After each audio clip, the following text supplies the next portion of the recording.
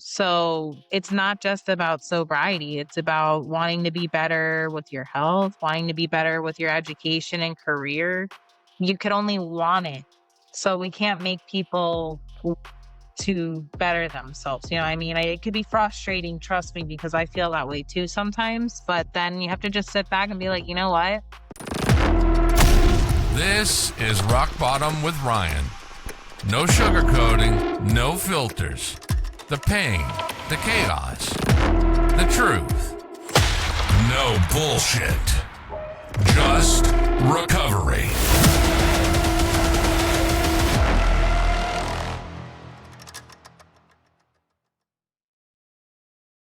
Sober Strong apparel isn't just lifestyle wear, it's battle gear.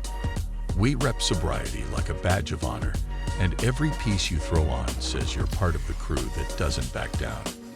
Every order fuels recovery with 10% donated to treatment facilities. Hit SoberStrongApparel.com and use code ROCKBOTTOM at checkout for 10% off. Stay sober, stay true, rep the crew.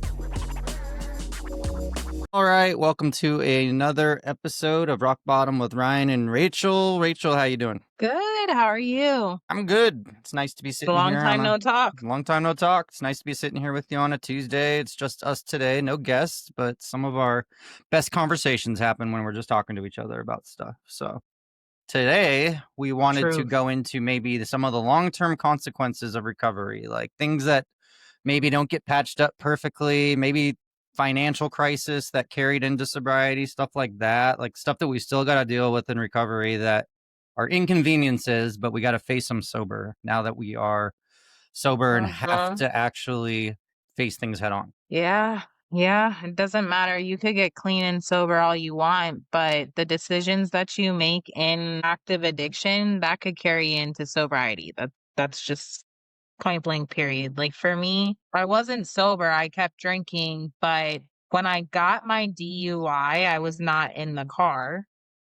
Not saying this was okay, but I got arrested. I wasn't in the car. They tried to, put it as reckless driving. It was still a DUI, which I admit it was a DUI. I drove to that gas station. But then it didn't catch up to me until 2 years after the actual date.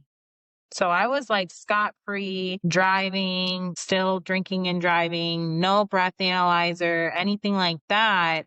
And then boom, the person that I had an altercation with that called the cops on me, she appeared in court after years of ignoring. She got subpoenaed to appear and it scared her. So she showed up at court. And if she didn't show up, it would have gotten dropped. But she showed up, yeah, and I got convicted. My lawyer was actually, I think, drunk, possibly when he was standing at the podium with me. I smelled vodka on his breath, so there's that for a DUI. And he was texting as I was getting my convictions. I just want to throw that out there, like my probation sentence. And I'm like sobbing. It's the first time anything like this happened to me. It's 2 years after I did the crime.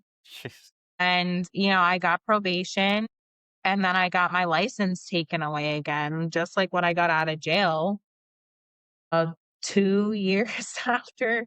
And then my car sat there for a year and a half while I was making the payments and I couldn't drive it. Wow. With a breath analyzer in it.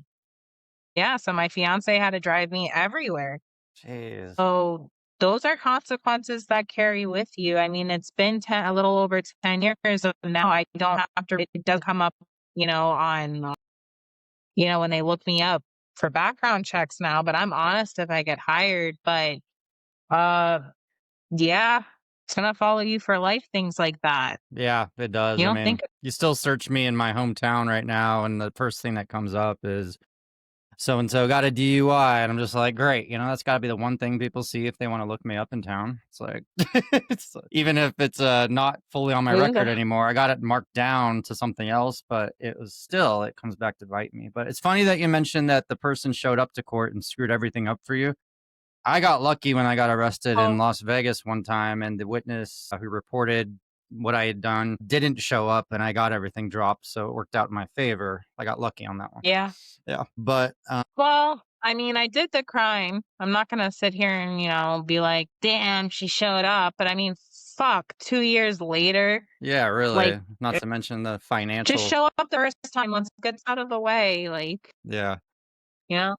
Yeah, I But totally get yeah, it. these are fucking things. And then, financial things, I could say, when I was in active addiction, I took out a large amount of loans, payday loans, and had no intent paying them back. And that came back. And then in sobriety, I had my funds garnished randomly out of my account. And I had a lot of money in there after building myself out.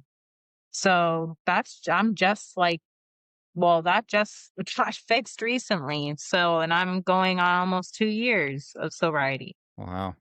Yeah, that's inconvenient. I mean, it's like I think about now how much money I put into alcohol and drugs and how I would simply go out just on a casual day after work and drop like 40, $50 on, a few shots and a few beers and then just go home. And now it's like I appreciate every dollar and I look at it as like, oh, I have to spend $25 on a subscription for this to get the podcast going or something like that. I like to think about it so much harder. But then I'm like, I used to spend this crap on alcohol. So it's like, but I still feel the effects. I Yeah. mean, I probably could, even with my divorce and everything, own a house outright by now with all the money I spent on alcohol. I'm sure a lot of us can say that though, just because.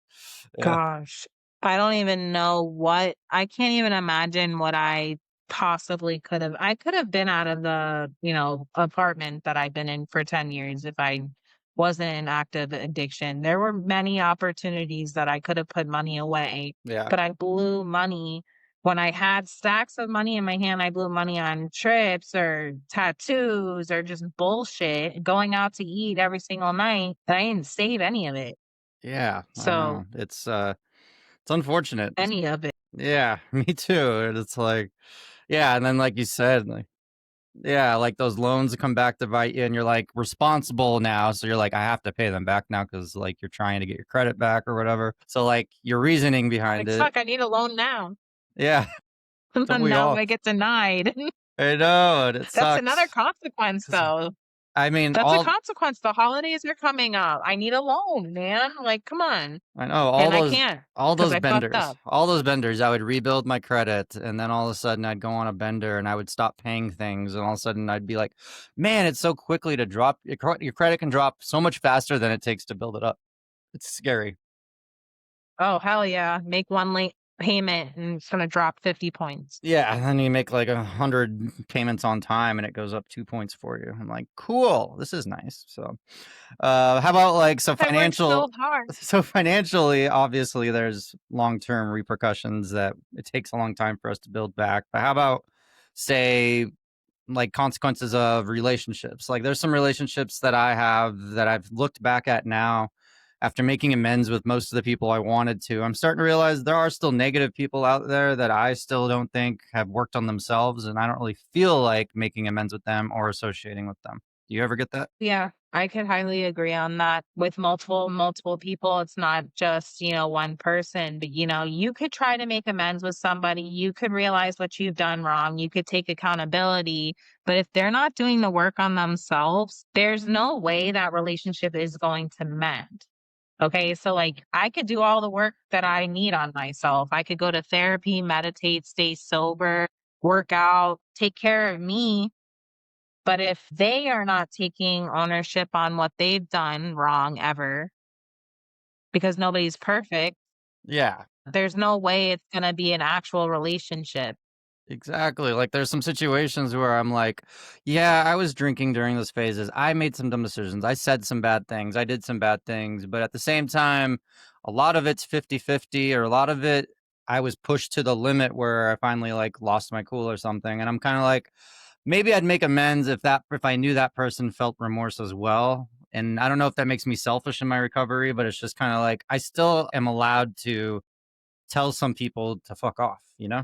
Like, and I forget Well, that it's a sometimes. boundary. It's a Yeah. boundary. Yeah. Yeah. Like if I've taken accountability for what I've done and I'm sorry for what I have done. And yes, I was an addict, but now in sobriety, going on 2 years, you treat me like fucking shit. And I understand maybe you're still upset. You're not over it. but there's also inner things that this person needs to work on too. There's no way you could heal a relationship if they're not, it's a 50-50 two-way street, like romantic relationships, friendships, family. It doesn't matter. It's all a relationship. Yeah, Businesses, you got to communicate. And if one's not honest and thorough on one end, it's not going to be authentic. exactly. I mean, and I feel like there's, as far as haters go, I don't know why it's been on my mind today because I guess I was finally starting to experience, haters or people that aren't like happy about me doing a podcast, and they're bringing up like, oh, you're doing a podcast, you're a liar because you're not. I'm like, I'm opening up about pretty much everything I've done wrong on, when I feel comfortable and when I do it. I mean, I've said a lot of things I didn't think I'd say, but there's a lot of things that maybe I'm not completely sorry for. But, it's like, just because I'm in recovery doesn't mean I'm perfect. And it means that I am recognizing that I made a lot of mistakes. And if I don't directly say I'm sorry about something or discuss a certain situation in detail, that doesn't mean I'm not sorry about it. It just means I haven't gotten to that yet. Yeah. Yeah, no. If I've said sorry numerous times and I've done the work on my end, it's now on that person to either forgive or not forgive, which is okay. But I'm not going to sit back and continue to be treated like crap or talk to like crap. Yeah. Have you had anybody like treat you? It's happened to me in a couple of cases of people that are fairly close to me where when I was active in addiction, they were so concerned and so like consistent about telling me I needed help and happy to help me, get to treatment, all that. But as soon as I get help and I'm thriving and I'm doing better in my recovery, they don't seem to give a shit about how I'm doing. Have you had that before? Or, Basically. yeah, Yeah. Uh, yeah, like literally everybody. I mean, everybody has their own life. I try to always like say that. But then sometimes I wonder, am I annoying because my personality has turned into talking about sobriety and recovery a lot to people who are not in recovery? yeah, And then I get self-conscious and I'm like, do I have to like shut up? Like I have somebody very close to me who makes me feel like a few people very close to me actually, unfortunately, that make me feel like that. So I really don't talk about recovery unless I'm doing the podcast or I'm talking to anybody in the community. It's almost like I shut down. yeah. So I mean, it's like, and then I don't feel sorry for it though. I'm going to talk about this is who I am, but I feel like a lot of people have who are so fucking concerned. Well, now I'm shouting it for the rooftops and I'm fucking doing it.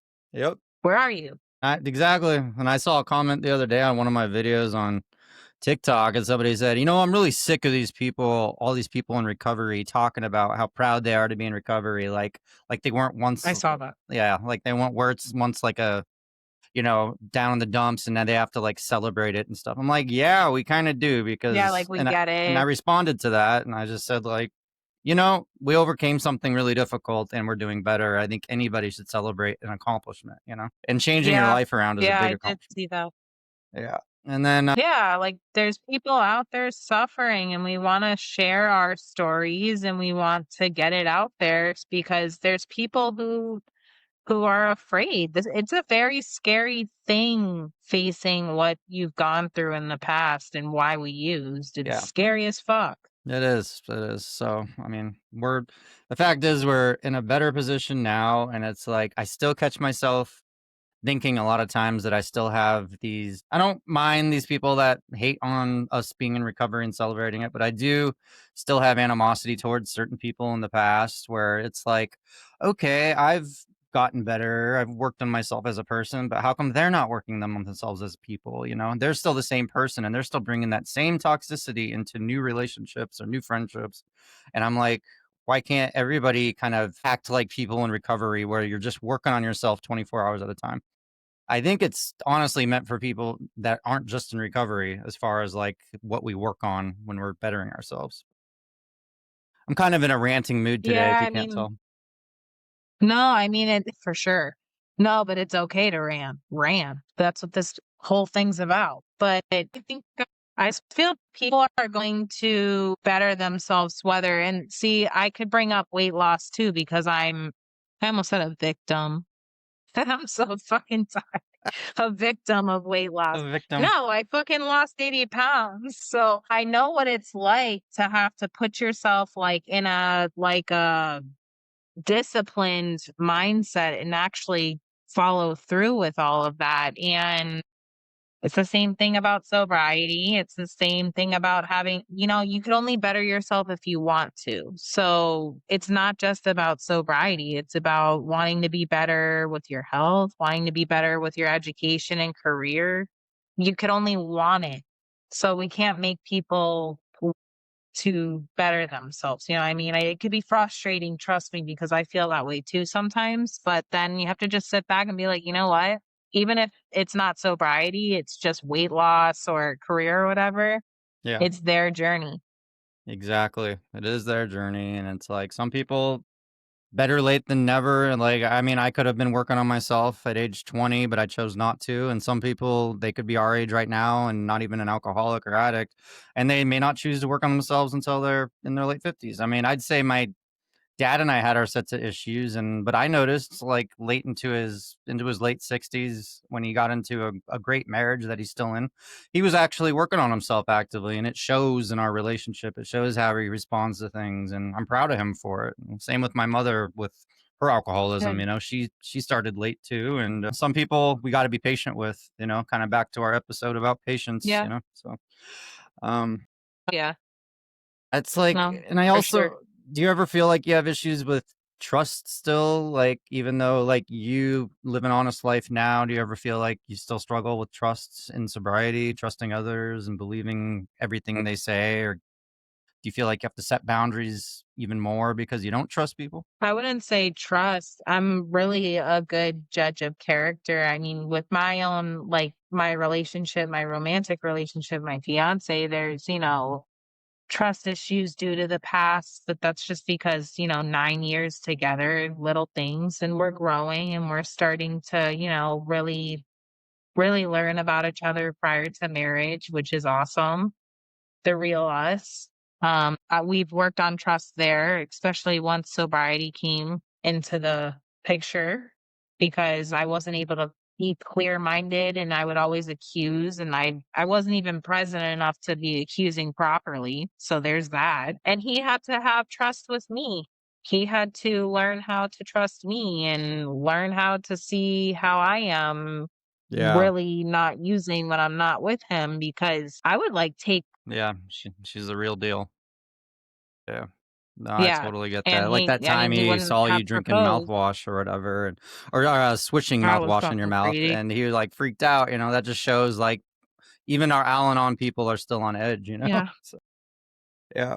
I like, mean, I felt so bad. I mean, I was so pissed, but I felt so bad. I was like, "Damn," like, I thought about it from his point of view, like, that shit must have been so scary. He thought I was fucking taking a big swig out of a beer bottle yeah. I mean, I or a even bottle, I don't know what he thought. saw my mother opening the liquor cabinet up in their kitchen or whatever, and I was like, "Whoa, what are you doing?" And then I noticed right in front of her was one of her significant other's glasses with some ice in it. And I was like, "Oh, I was just pouring a drink for for my stepdad." I was like, "Okay." But I still, even myself Whoops. looking at other alcoholics, I'm still like on edge, trying to save them. Like even if It's scary. alcoholic or like somebody I know from my meetings or something doesn't show for a few days, I start to wonder, this is odd, are they up to something? So, yeah. I always end up Yeah, oh, checking on them. fuck, that's true.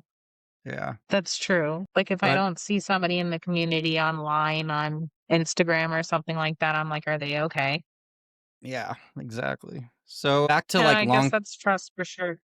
I have a question for you though regarding long-term effects, consequences.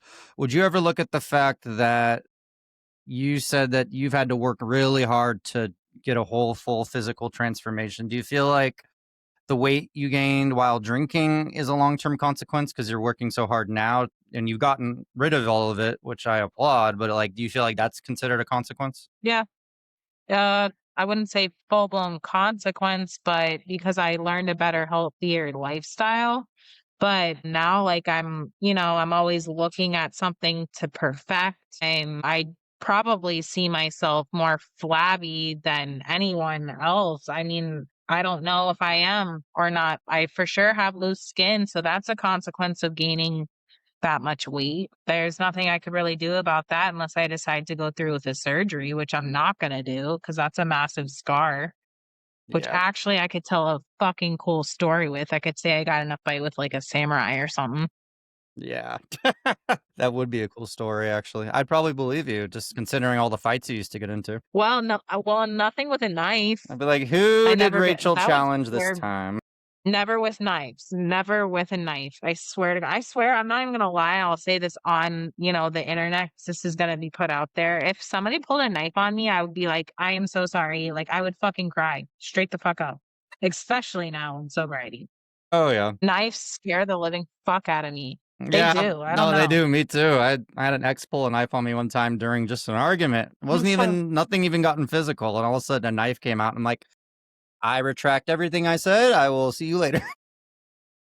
I am so sorry. Yeah, Yeah. I'm like, I don't even wanna try to block Don't that stab swing. I don't like 'cause blood, cuts so, hurt, just getting yeah. cut hurts, so I imagine know. oh my I god. stabbed myself with a screwdriver the other night while I was half asleep because I was Ow. trying to hang a shelf in my room, and I slipped, and the screwdriver went almost through my middle finger, so I can't flip anybody off for a couple of days. That sucks, but yeah. So you probably were like, "Well, never mind, I'm not putting this up, I'm going to bed." No, I actually still put Did it you up. end up thinking I didn't learn my nice. lesson, and it Okay, slipped so again and lesson was almost hit another yeah, finger. So I don't know. I lesson was just not learned. So lesson not learned. shows in sobriety, we don't always learn lessons. Typical addict behavior. We never learn from our mistakes. No, Yeah. So the I swear though, I with me though, trust, it's not I'm big on, I just feel people out in their vibes. I've always yeah. been like this, but, in sobriety, I'm more able to be more clear-headed, so I trust people until you give me a reason not to. Yeah, I know, same. It's like I catch myself questioning a lot of things that even like say today I was interviewing a guy, shout out to Josie. I just did an episode. He'll be out next week, but really cool guy. He has a podcast as well. And he was saying that like, yeah, he's having trouble trusting, just dating and stuff like that because Mm, he was supposed to meet up with a girl who was sober and said she was sober, but he found out when they met up that she immediately ordered a shot and a beer and that, oh, she's sober on pills. I'm like, oh, interesting. So now it's like I would question uh, people. Like if I yeah, in the dating world, I'd be like, yeah, how sober are you? And off of what or off everything? Because I don't really, everybody has a different definition of sober, but I would just be like, okay, you're still yeah. drinking though. So I can't consider Yeah, anybody I who mean, drinks for sober. me yeah, no, no, no. For me, I mean, my fiancé, he has drinks occasionally and I'm okay with it. He's never disrespected me or got blackout nasty to me, none of it. But if I were, and I'm not saying this is gonna happen because I'm getting married to him. If I were single in recovery, I definitely think I would only date somebody who doesn't drink. I wouldn't start with somebody who drinks occasionally because I don't know them well enough to trust that they're not gonna do what John does, if that Yeah, makes any sense, exactly. Because you to risk never know. my recovery. People can give you the best version of themselves at first, but you get to know them and a few months later, they're Mhm. getting blacked out and being abusive or something. You just never know. Yeah, that would be terrifying. Like I'm lucky that my significant other, he doesn't do that. So and I know he's not going to do that. So it's just I would be terrified to get back out into the dating world because yeah, I would have to go for somebody who doesn't drink for sure. Or well, and the pills.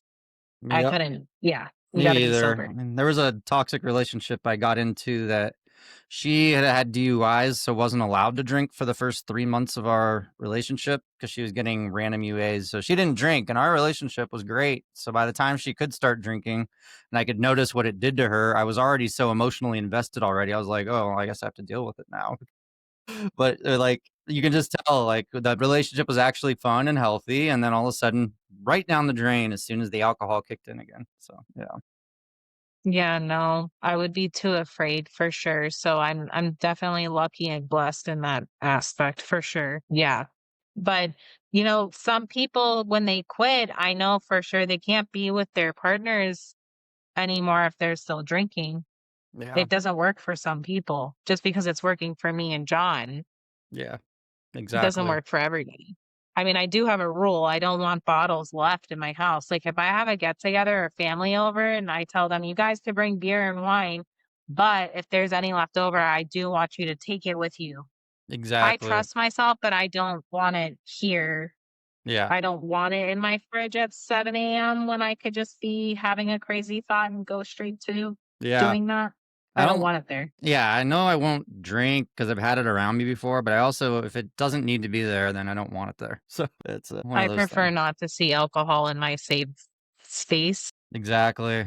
That's why it's a safe space, So that's another thing is like we talk about long-term consequences, but also at the same time, there's long-term improvements too. Like it improved our way of thinking about how we want to have a safe space or how we want to set up boundaries with Yeah. people. So I feel like there's a lot of like things that we learned from doing all these bad things, making all these bad choices and all these bad relationships that made us into, looking at our consequences as, okay, well, how can we use this to grow? So, like you having a safe space, like Yeah. you communicating with John that, I'm cool with you drinking, but just as long as it never gets out of hand. And he respects that. Yeah. Yeah. So, Yeah. He does respect that.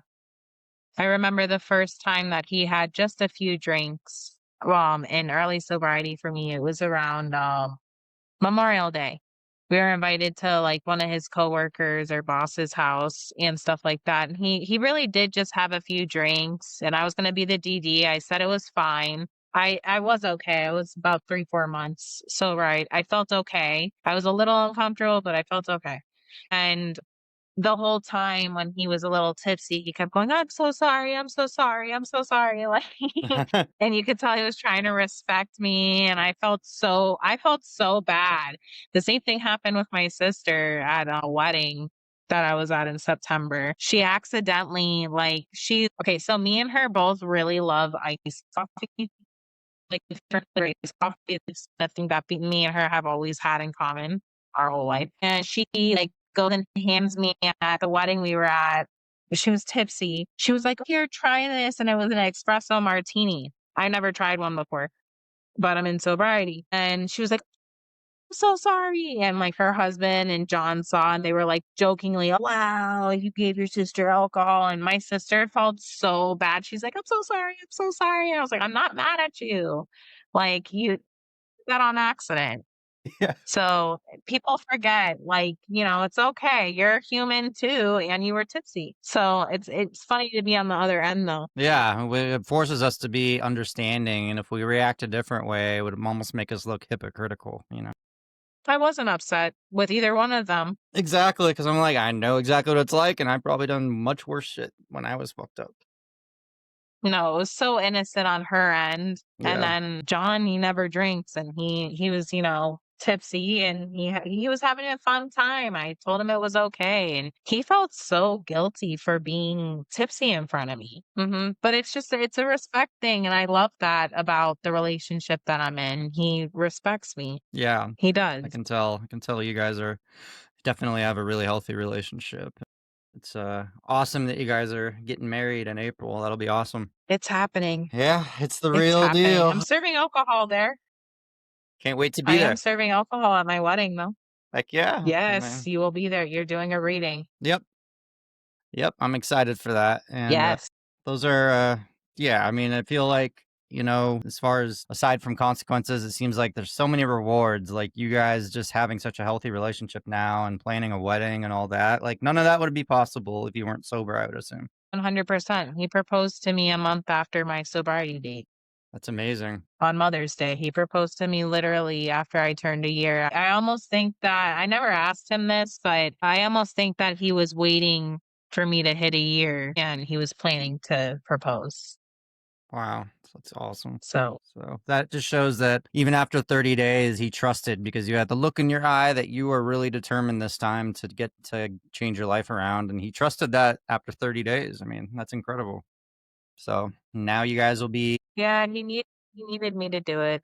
yep. And now you guys will be tying the knot and the future looks really bright. So, yeah, as far as Yeah. consequences go, I feel like they're pretty limited and how we deal with them is up to us.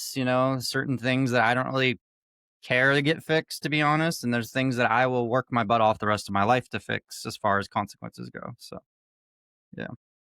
Yep, 100%. We're always going to carry, even the shame and guilt is a consequence, to be honest, that I don't think fully ever goes away because we're going to remember stories for the rest of our life, but we can only forgive ourselves. Exactly. Forgiveness is huge. Trust is huge. Setting boundaries is huge. Just exactly. Yeah. Yep. That's all I got for a quick sip of sobriety today. Anything else you'd like to share, Rachel? No, that's all I got too. All right. Awesome. Thank you to all of our listeners, and shout out to our favorite brand, Sober Strong Apparel. Feel the mission. Feel the mission. 10% goes to treatment centers. Remember to use code ROCKBOTTOM at checkout. It is great clothes. If you're shopping for anybody in recovery right now, get them a shirt for Christmas. Like, seriously, use that code for 10% off. Still love it. All right. Thank you so much. Yes. Appreciate you, Rachel. Rock Bottom with Ryan. No bullshit, just recovery.